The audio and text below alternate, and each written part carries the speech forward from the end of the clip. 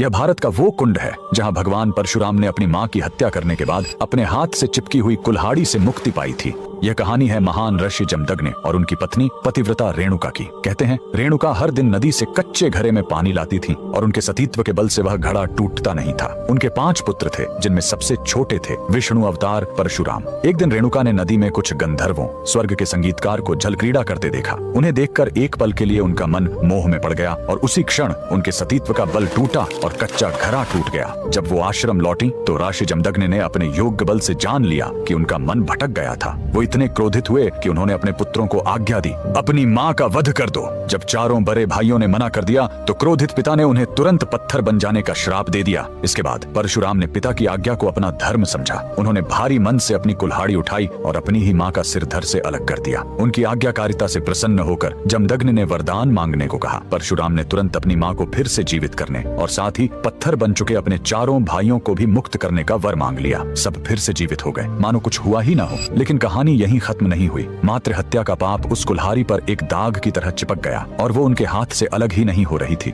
उस पाप से मुक्ति पाने के लिए वह दर दर भटकते रहे, लेकिन कोई भी तीर्थ उस कुल्हाड़ी को छुड़ा नहीं सका। अंत में वह पहुंचे पूर्वी हिमालय की लोहित नदी के किनारे और जैसे ही उन्होंने इस कुंड के जल को छुआ, चमत्कार हुआ। कुल्हाड़ी अपने आप उनके हाथ से छूट गई। यही पवित्र स्थान आज अरुणाचल प्रदेश में परशुराम कुंड के नाम से जाना जाता है। आज भी हर साल मकर संक्रांति पर हजारों श्रद्धालु यहाँ इस विश्वास के साथ डुबकी लगाने आते हैं कि यह कुंड उनके सारे पापों को धो डालता है, ठीक वैसे ही जैसे इसने स्वयं भगवान परशुराम को पाप मुक्त किया था। भगवान परशुराम को दिल से मानने वाले सभी भक्त कमेंट्स में जय परशुराम जरूर लिखें।